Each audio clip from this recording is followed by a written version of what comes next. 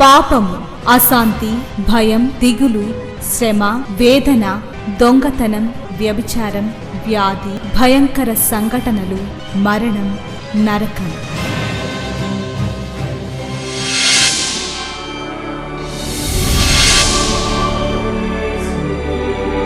సిలువలోనే పాప క్షమాపణ, పరిశుద్ధ జీవితం, ప్రేమ, వాక్య ధ్యానము, నెమ్మది, సహవాసం, నిత్య జీవం. శాంతి సోపానాలు, ఇవి శాంతి ప్రదాత బోధలు. చీకటిలో ఉన్న ప్రజలకు గొప్ప వెలుగు కలుగుటకు, చీకటిలో ఉన్న ప్రజలకు గొప్ప వెలుగు కలుగుటకు, చీకటి నుండి వెలుగునకు నడిపించే సోపానాలు. శాంతి సోపానాలు కార్యక్రమానికి మిమ్మల్ని ప్రేమతో ఆహ్వానిస్తూ ఉన్నాను. ఈ కార్యక్రమాలు మిమ్మల్ని బలపరచాలని, వ్యక్తిగతమైన జీవితం దేవునికి మరింత సన్నిహితమవుతూ ఆయన చిత్తాన్ని, ఆయన ఆనందాన్ని వెదికే జీవితాలుగా ఉండాలని, తద్వారా దేవుడు అనుగ్రహించే ఆ మనశ్శాంతి, ఆ నెమ్మది, ప్రతి ఆశీర్వాదాన్ని స్వతంత్రించుకోవాలని కోరి ప్రార్థిస్తూ ఈ కార్యక్రమాలు మీ ముందుకి తీసుకొని వస్తూ ఉన్నాను. గత వారం మనం నీతి అనే అంశాన్ని ఆరంభించాం.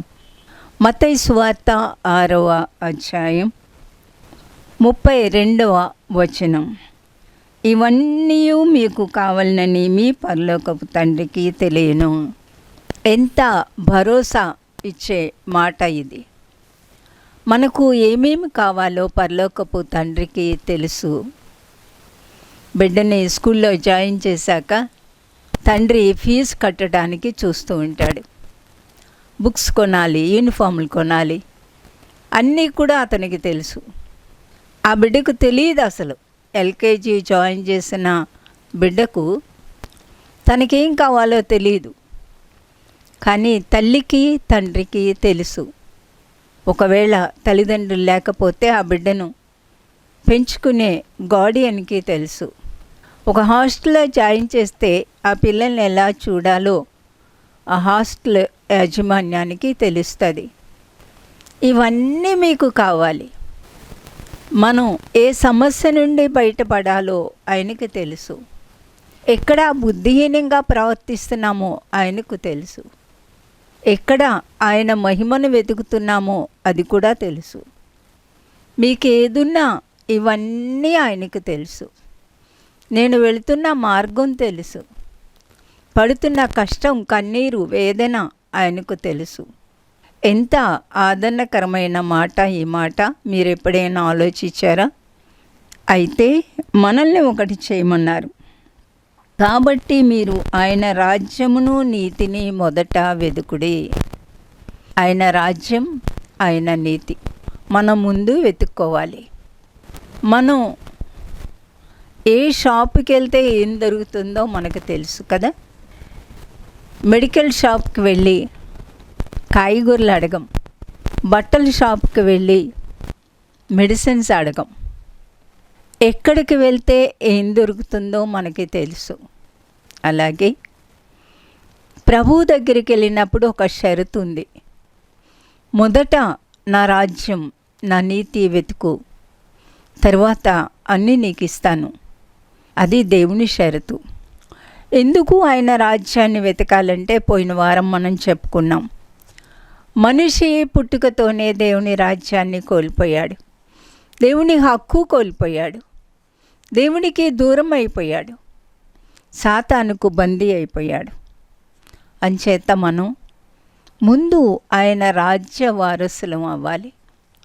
ఎప్పుడైతే మనం ఆయన రాజ్య వారసులం అవుతామో ఆ తండ్రిగా ఆయన బాధ్యతలు తీరుస్తారు. తండ్రిగా అడిగే హక్కు మనకుంటుంది. ఆయన తండ్రి కాబట్టి మనం అడగొచ్చు. దీన్ని తరచుగా నేను ఇలా వివరిస్తూ ఉంటాను. ఈ లోకంలో ఒక తల్లిదండ్రులకు మన బిడ్డలం, లేకపోతే మన బిడ్డలు మనకు హక్కు, మన స్వాస్థ్యం.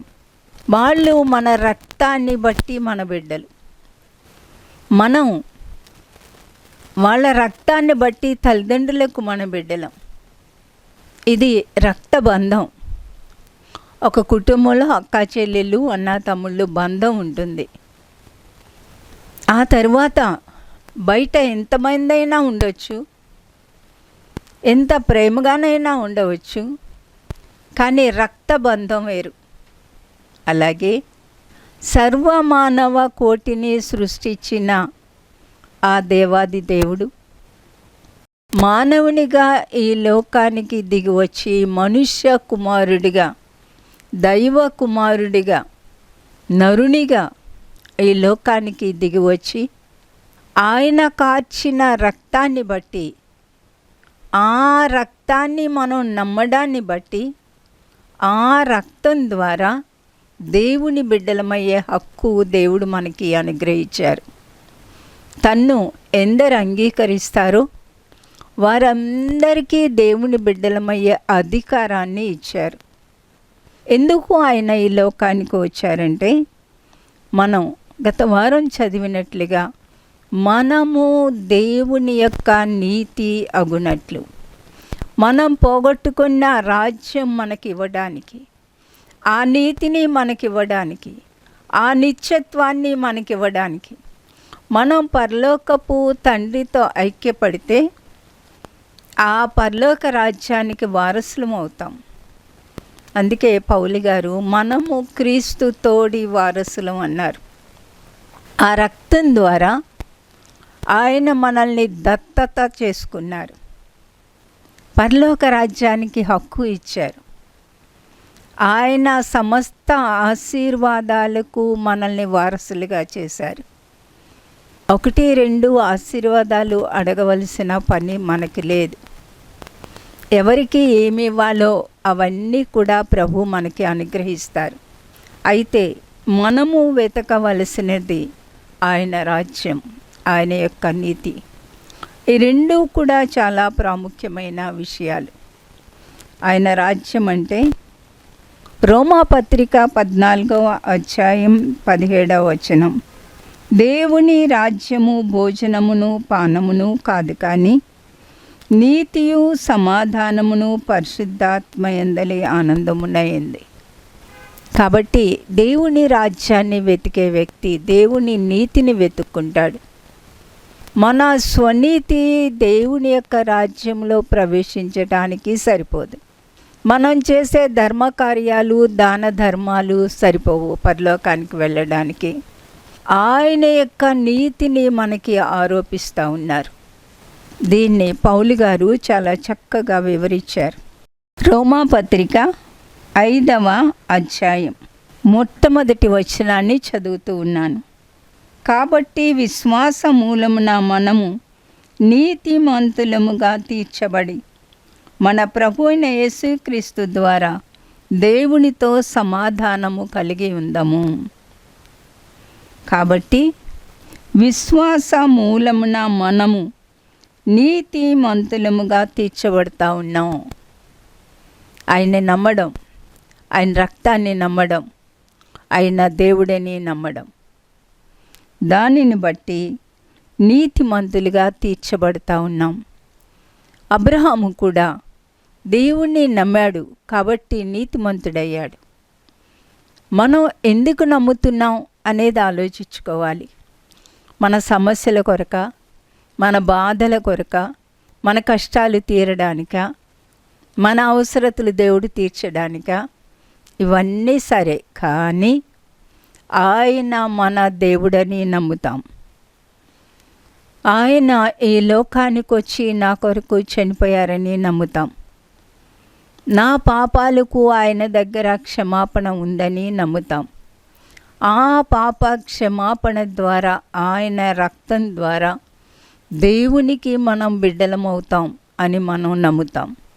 ఆ నమ్మిక తరువాత మీకు ఏం కావాలో నాకు తెలుసు అని ప్రభువు ఇచ్చిన వాగ్దానాన్ని జ్ఞాపకం చేసుకుంటాం.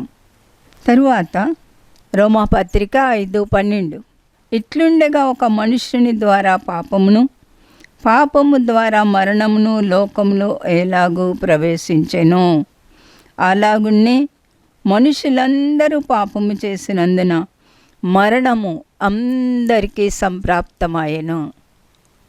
మరణానికి వయస్సు భేదం లేదు, కుల మత భేదాలు కూడా లేవు. గర్భంలో పిండం చనిపోవచ్చు, మంచి యవ్వన కాలంలో చనిపోవచ్చు, నిండు వృద్ధాప్యంలో చనిపోవచ్చు. మరణం ఎప్పుడు ఎవరి ఇంటి తలుపు కొడుతుందో ఎవరికీ తెలియదు. మరణము అందరికీ సంప్రాప్తమైంది. ఎవరు కూడా ఈ మరణాన్ని ఛేదించలేరు. ఎవరు కూడా మరణాన్ని జయించిన వాళ్ళు లేరు. ఒక్క ప్రభువారు మాత్రమే. ఆయన పాపము లేనివాడు కాబట్టి మరణమునకు ఆయన మీద అధికారం లేకపోయింది. ఆయన్ని గూర్చి అపోస్తుల కార్యాలు 2వ అధ్యాయం 24వ వచనం, మరణము ఆయనను బంధించుట అసాధ్యము, కనుక దేవుడు మరణ వేదనను తొలగించి ఆయనను లేపెను. మరణం ఆయనను బంధించి ఉంచలేకపోయింది కాబట్టి ఆయన 3వ దినాన మరణంలో నుండి బయటకు వచ్చారు. క్రైస్తవ నిరీక్షణకు మూల పునాది అదే. ఒకవేళ ఆయన మరణంలో నుండి బయటికి రాకపోతే మనకి కూడా మరణాన్ని జయించే హక్కు లేదు. ప్రభుని నమ్మిన వాళ్ళు తీర్పులోనికి రాక మరణములో నుండి జీవంలోనికి ప్రవేశిస్తారని ప్రభువారు మనకిచ్చిన వాగ్దానం. ఇప్పుడు మరలా మనం రోమాపత్రిక 5వ అధ్యాయం 15వ వచనాన్ని చదువుతున్నాను. అయితే అపరాధము కలిగినట్లు కృపావరము కలగలేదు. ఎట్లనగా ఒకని అపరాధము వలన అనేకులు చనిపోయిన ఎడల మరి ఎక్కువగా దేవుని కృపయు యేసుక్రీస్తును ఒక మనుష్యుని కృపచేతనైన దానం అనేకులకు విస్తరించెను. 16వ వచనం, పాపము చేసిన ఒకని వలన శిక్షా విధి కలిగింది. కొంచెం కిందకి వెళ్తే, కృపావరమైతే అనేకమైన అపరాధముల మూలముగా వచ్చినదై మనుష్యులు నీతిమంతులుగా తీర్చబడుటకు కారణమయ్యను. ఇక్కడ కొంచెం అర్థం చేసుకున్నాం. ఒక్క మనుష్యుని వలన పాపం లోకంలోకి వచ్చి మరణం అందరికీ సంప్రాప్తమైంది. కానీ దేవుని యొక్క కృప ఆ రీతిగా కాదు. యేసుక్రీస్తును ఒకని ద్వారా కృప విస్తరించి రక్షణ అనే ప్రణాళిక అందరికీ అనుగ్రహించబడింది. దీన్ని మీకు వివరించడానికి ఒక స్టోర్ ఉందనుకోండి, ఒక బిగ్ బజార్ లాంటిది, ఏదన్నా పెద్ద బజార్ ఉందనుకోండి, అందరిది. కానీ మనం వెళ్ళి డబ్బులు ఇచ్చి కొనుక్కుంటేనే మనది. ఒక ట్రైన్ ఉంది, అందరిది. కానీ మనం అలా ఎక్కి కూర్చోడానికి వీల్లేదు. టికెట్ కొనుక్కొని ఎక్కాలి. ట్రైన్ అందరిది, దేశం అందరిది, అన్నీ మనందరివి. కానీ మనం అది అనుభవించాలి. దానికి కొంత పన్ను కట్టడమో రుసుము చెల్లించడమో ఏదో ఒకటి ఉంటుంది. అలాగే రక్షణ ప్రణాళిక, పాప క్షమాపణ ఉచితం. మనము చేసే ధర్మకార్యాలను బట్టి ఎవరికీ పాపక్షమాపణ రాదు. యేసుక్రీస్తును ఆ పుణ్య పురుషుని ద్వారా, ఆ ఏకైక దైవం ద్వారా పాప క్షమాపణ అందరికీ సంప్రాప్తమైంది. ఏం చేయాలి? మనము వెళ్ళి దానిని మన స్వాస్థ్యంగా చేసుకోవాలి. దానిని మనం స్వతంత్రించుకోవాలి. మనం నమ్మాలి, అంతే. పల్లెటూరులో ఊరందరికీ ఒక పంపు ఉంటుంది, లేకపోతే ఒక స్ట్రీట్లో ఒక పంపు ఉంటుంది. వెళ్ళి బింది నింపుకొని తెచ్చుకుంటారు. ఎవరు నింపుకుంటే వాళ్ళ ఇంట్లోకి నీళ్ళు వస్తాయి. రక్షణ కూడా అంతే. ప్రతి ఒక్కరం కూడా ఆ రక్షణ మనం తీసుకోవాలి. ఆ పాప క్షమాపణ మనం పొందినప్పుడు నీతిమంతులుగా తీర్చబడటానికి కారణమైంది. ఆ తర్వాత అధ్యాయాల్లో రోమాపత్రిక 6వ అధ్యాయం 13వ వచనం, మరియు మీ అవయవములను దుర్నీతి సాధనములుగా పాపమునకు అప్పగింపకుడి, అయితే మృతులలో నుండి సజీవులమనుకొని మిమ్మును మీరే దేవునికి అప్పగించుకొనుడి. మీ అవయవములను నీతి సాధనములుగా దేవునికి అప్పగించుడి. దేవుణ్ణి ఎరక్క మునుపు లేక ప్రభు యొక్క రక్షణ, ఆ రక్తం మనం నమ్మక మునుపు మన యొక్క అవయవాలన్నీ, మన కళ్ళు, మన చేతులు, మన సమస్తం కూడా పాపమునకు సాధనాలయ్యాయి. దేవుణ్ణి నమ్మిన తరువాత మన యొక్క అవయవాలు నీతి సాధనములుగా అప్పగించండి అని భక్తుడు మనల్ని హెచ్చరిస్తూ ఉన్నారు, లేక దేవుడు మనల్ని హెచ్చరిస్తూ ఉన్నారు. నీతికి సాధనాలు, నీతిని పొందడం, నీతిమంతులుగా తీర్చబడడం, విశ్వాసము వలన నీతిమంతులుగా తీర్చబడతాం. క్రైస్తవులకు కావలసిన మొట్టమొదటి లక్షణం పరిశుద్ధత, 2 నీతి. మన మూల వచనం మర్చిపోకండి. ఆయన రాజ్యాన్ని, ఆయన నీతిని వెతికినప్పుడు అన్నీ కూడా ఆయన మనకు ఇస్తాను అని చెప్పారు. యేసు ప్రభు వారిని గురించి 1 కొరింథీ పత్రిక 1వ అధ్యాయం 31వ వచనం చివరి మాట చదువుతున్నాను. దేవుని మూలముగా ఆయన మనకు జ్ఞానమును, నీతియు, పరిశుద్ధతయు, విమోచనమునాయను. యేసు ప్రభువారు మనకు దేవుని మూలంగా, ఆయన దేవుని మూలంగా ఈ లోకానికి వచ్చారు. 1 కొరింథీ 1వ అధ్యాయం చివరి మాట చదువుతా ఉన్నాను. ఆయన మనకు జ్ఞానమును, నీతియు, పరిశుద్ధతయు, విమోచనమును ఆయను. జ్ఞానం, ఎందుకు పుట్టాం, ఎందుకు బ్రతుకుతున్నాం, ఎక్కడి నుండి వచ్చాం, ఎక్కడికి వెళ్తాం, ఈ జీవితం తర్వాత ఏముంది, ఆ జ్ఞానం ప్రభువారు బోధించారు. జీవితం దీంతో అంతం కాదు. నిత్యత్వం అనేది ఒకటి ఉంది, ఖచ్చితంగా ఉంది. నిత్యత్వంలో ప్రవేశించినప్పుడు తీర్పు ఒకటి ఉంది. ఈ లోకంలో మనం జరిగించుకున్న క్రియలే మన తీర్పుకు కారణం అవుతాయి. ఆయన జ్ఞానం, 2 నీతి. జ్ఞానపూర్వకంగా ఆయన్ని నమ్ముకున్నప్పుడు ఇంతవరకు మనం చెప్పుకున్నట్లుగా దేవుని యొక్క నీతి మనకి కలుగుతుంది. దేవుని నుండి సాక్షాత్తు ఆ నీతి మనకి అనుగ్రహించబడుతుంది. ఈ 2 కలిసినప్పుడు ఒక వ్యక్తి పరిశుద్ధంగా జీవిస్తారు, పరిశుద్ధతను కోరుకుంటారు, ఎక్కడ మలినం అవ్వటానికి ఇష్టపడరు. ఎలాంటి జాబ్లోనైనా సరే, ఎక్కడున్నా సరే తన్ను తాను ప్రత్యేకించుకొని తన యొక్క విలువను కాపాడుకుంటూ ఉంటారు. అది క్రైస్తవ్యం. ఈ 3 కలిపినప్పుడు ఒక మనిషి విమోచనలోనికి వెళ్తారు. ఈ లోకం నుండి విమోచింపబడి నిత్యత్వంలోకి దేవుని దగ్గరికి వెళ్తారు. యేసు ప్రభు మనకు నీతి అయ్యారు. ఆయన పుణ్య రక్తం మనల్ని నీతిమంతులుగా తీరుస్తుంది. కాబట్టి ఇంతవరకు దేవునికి వ్యతిరేకంగా జీవించిన మనం ఎప్పుడైతే ప్రభు రక్తంలో కడగబడతామో మన అవయవాలు నీతికి సాధనాలుగా అప్పగింపబడతాయి. ఈ నీతిని గురించి క్రొత్త నిబంధన అంతా కూడా ఘోషిస్తూనే ఉంది. యెషయా గ్రంథం 61వ అధ్యాయం 10వ వచనం 3వ లైను చదువుతున్నాను. ఆయన రక్షణ వస్త్రములను నాకు ధరింపచేసి ఉన్నారు, నీతి అను పైబట్టను నాకు ధరింపచేసి ఉన్నారు. కాగా యెహోవాను బట్టి మహానందముతో నేను ఆనందించుచున్నాను, నా దేవుణ్ణి బట్టి నా ఆత్మ ఉల్లసించుచున్నది. నీతి అను పైబట్ట, ఇవన్నీ కూడా మీరు ఆలోచించి ఆయన రాజ్యాన్ని, ఆయన నీతిని వెతకకుండా ఈ లోకంలో సమస్యలు బాధలు కష్టాలు మాత్రం వెతుక్కుంటే నిత్యత్వాన్ని పోగొట్టుకుంటాం. 62వ అధ్యాయం 1వ వచనం.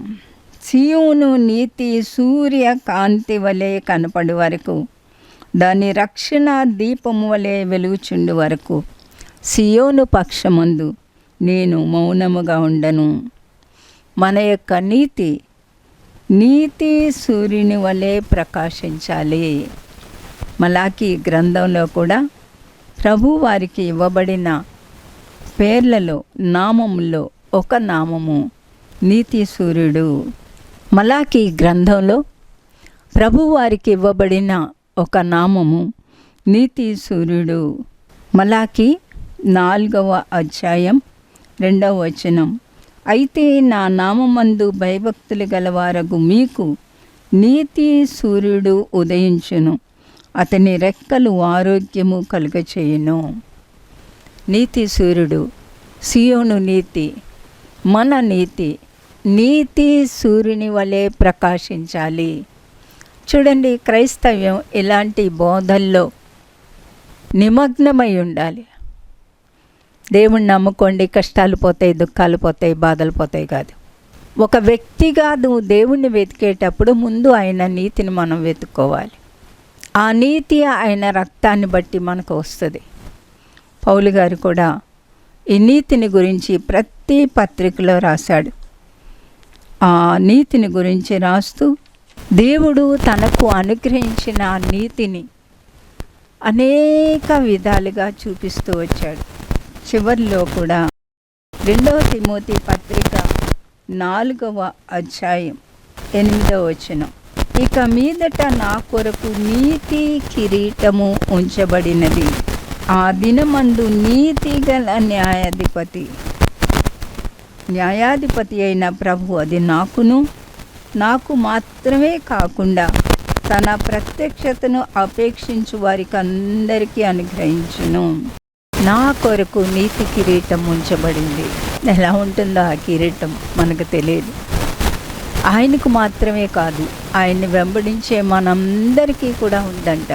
ఆ నీతిని మనం అపేక్షిద్దాం.